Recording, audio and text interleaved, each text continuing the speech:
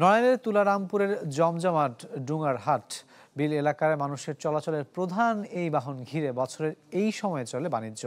শত বছরের পুরনো হাটে ভিড় জমান আশপাশের নানা জেলার ক্রেতারা।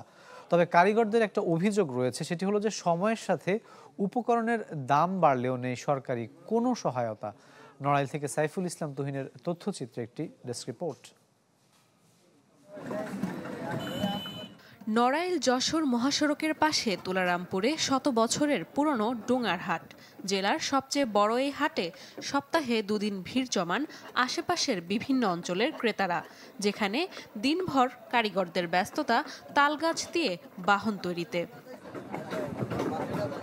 বিল এলাকার মানুষের চলাচলের নিয়মিত এই বাহনের নাম তালের ডুঙা। আকার ভেদে যার দাম 4 থেকে 15,000 টাকা পর্যন্ত। প্রতি হাটে বিক্রি হয় প্রায় 80 থেকে 100টি ডোঙা। নতুন বাংলাদেশ গড়তে এলো জুলফিকার স্টিল।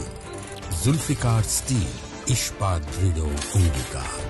ডুঙার খবর শুনিয়ে আমরা আইছি আর গাড়ি রিজার্ভ করে 4 জন আইছি, 4টে ডুঙা নেব। তুলারামপুরে আরে একটা ডুঙ্গা কিনলাম, দাম মোটামুটি আজকে একটু কম, 6,000 টাকা কিনলাম। মাঝারি সাইজের ডোঙা ওই 4-5-এর মধ্যে কেনার একটা সিদ্ধান্ত আছে। ব্যবসায়ীদের অভিযোগ, গেল কয়েক বছর ধরে বেড়েছে প্রধান উপকরণ তালগাছের দাম, আর তাই অনেকটাই হিমশিম খাচ্ছেন তারা। শিল্পকে টিকিয়ে রাখতে প্রয়োজনীয় উদ্যোগের দাবি সংশ্লিষ্টদের। এখন ফিনিশিং এর কাজ করতেছি, একটা মনে করেন 7,000-8,000 টাকা করে দাম চাচ্ছি। আমরা এই গাছ মাইরে 3 দিন ধরে কোপায় নিয়ে আইছি, মানুষ কম। লাভে বেশি মনে করেন যে সীমিত লাভ আছে, গাছ কেনার হিসেবে সীমিত লাভ আছে আর কি।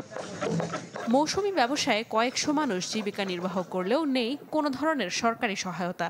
যদিও প্রয়োজনে কারিগরদের প্রশিক্ষণ ও সহায়তার আশ্বাস দিলেন এই কর্মকর্তা।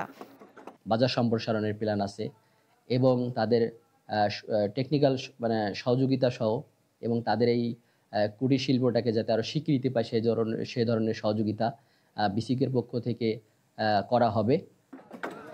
মূলত জুন থেকে সেপ্টেম্বর বছরের এই 4 মাস এই অঞ্চলে চলে ডুঙা বেচাকেনা। Desk report, channel 24।